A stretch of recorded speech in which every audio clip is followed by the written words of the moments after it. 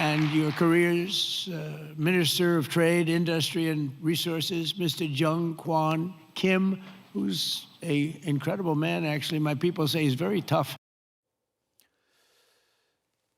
네, 단도직입을 시작합니다. 예고해드린 대로 김정관 산업통상부 장관을 만나보겠습니다. 제가 사전 녹화로 미리 인터뷰를 했는데 트럼프 대통령이 왜 콕 집어서 터프한 협상가라고 했는지 어느 정도 이해가 됐습니다.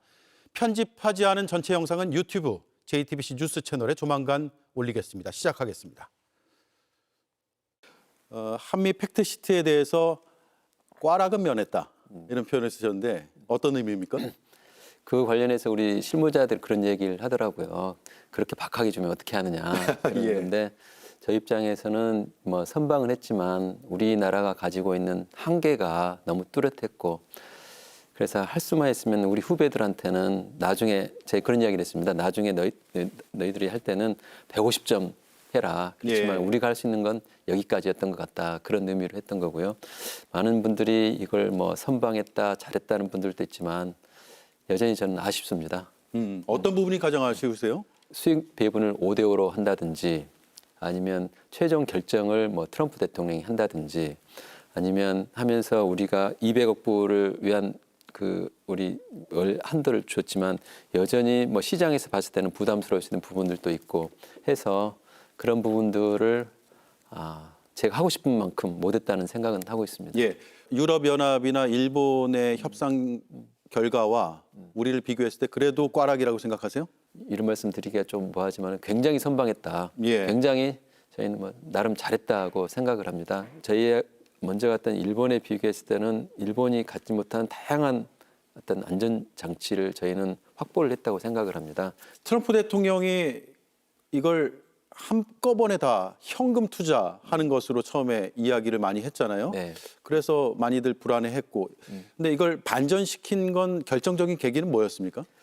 일단은 우리 외환 사정에 대한 이해를 계속 높여서 예를 들면 그게 이제 나름대로 히스토리가 있었는데 첫 번째는 어떻게 하면은 러트닉의 우리 외환 사정을 잘 설명을 할까 그게 하나 있었고요. 두 번째는 러트닉의 마음을 어떻게 하면 얻을 수 있을까 하는 파트가 두 가지 정도가 있었습니다. 사람과 사람이 협상을 하는 거잖아요. 뭐 저희들이 그래프도 가져가서 했지만은 그런 인간적인 부분. 제가 그 당시에 무슨 이야기 했냐면 제가 이게 반지가 없는데 내 결혼 반지를 외환위기 때 군모익 운동한테 팔았다 그런 이야기를 했었거든요. 그러니까 그런 부분들이 한국 사람들은 외환위기에 대해서는 일종의 경기를 일으킨다. 그 정도로 외환 부분은 심각한데 동맹이 미국이 우리나라를 왜 이렇게 힘들게 하는지에 대해서 큰 이슈가 된다는 이야기도 전했던 것 같고 했던 부분들이 어떤 러트닉 장관에게는 좀 어떤 받아들일 수 있는 여지가 되지 않았나 싶습니다. 금반지 얘기하니까 뭐라고 답하던가요? 웃더라고요.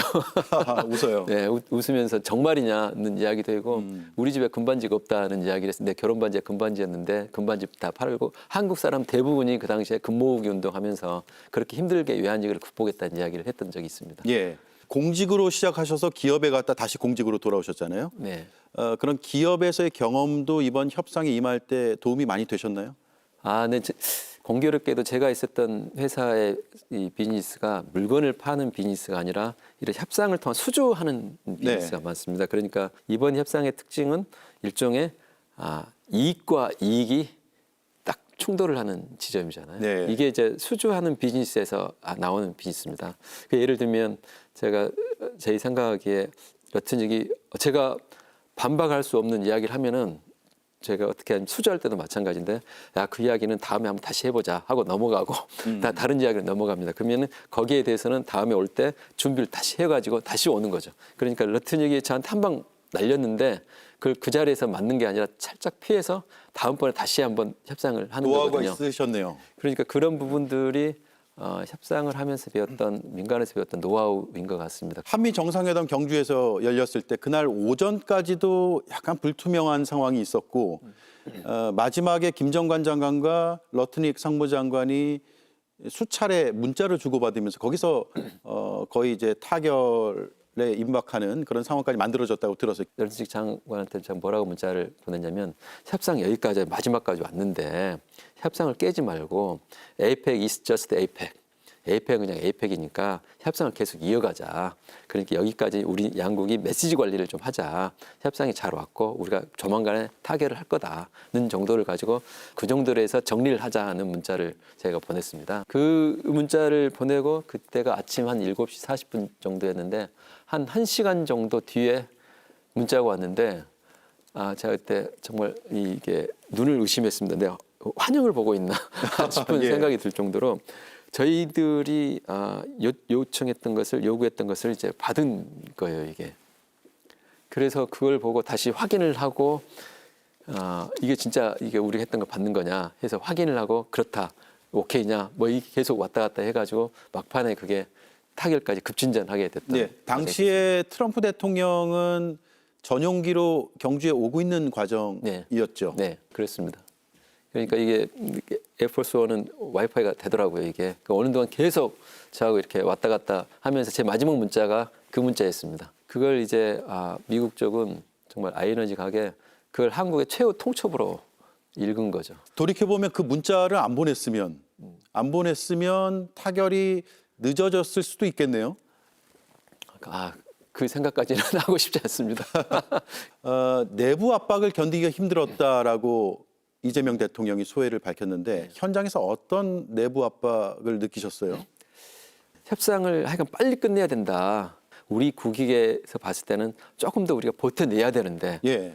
그런 부분들에 대해서 그걸 이해해 주지 못하고 그렇게 할 때가 특히 이제 저처럼 이제 실무자 입장에서는 저희도 빨리 끝내고 싶죠. 빨리 끝내고 마무리 짓고 제가 이제 제 이렇게 SNS에 썼는데 대통령님이 국회 시정연설을 하면서 그 협상 과정에서 영혼을 갈아 넣었다는 말씀을 하시더라고요. 그때 이제 현장에 있었는데 그때 저도 모르게 제가 좀 울컥했습니다. 그 말이 가지고 있는 의미를 그 어떤 지도자가 가지고 있는 어떤 압박감, 무게감을 정말 크셨구나 그런 느낌이 들었습니다. 네. 상업적 합리성이 모호하다는 평가를 하는 쪽도 있더라고요. 네. 저희는 상업적 합리성에 대해서 정의가 뒤에 있는데 특정 프로젝트가 충분한 수익 원리금을 상환할 정도의 현금을 창출할 수 있는 프로젝트의 개념입니다. 저희는 이 문구 하나를 넣기 위해서 정말 그 타이밍과 그 상대방의 심기와 여러 가지를 고려하면서 이 한 구절을 정말 넣었거든요. 그만큼 소중한 저희들한테는 앞으로의 미국과의 협상에서의 큰 무기입니다. 만에 하나 예를 들면 프로젝트가 우리 국익에 반한다. 그럼 제가 별명이 터프 니고시에이터인 것처럼 예. 그렇게 터프하게 지켜내고 버텨야 된다고 생각을 그렇게 해나갈 겁니다. 예. 협상은 결국 사람의 마음을 움직이는 거 아닌가라는 생각을 하게 되는 인터뷰였습니다. 잘 들었습니다. 고맙습니다. 네, 감사합니다. 네, 지금까지 김정관 산업통상부 장관이었습니다. JTBC 뉴스를 시청해 주셔서 고맙습니다. 저희는 저녁 6시 30분 뉴스룸에서 뵙겠습니다.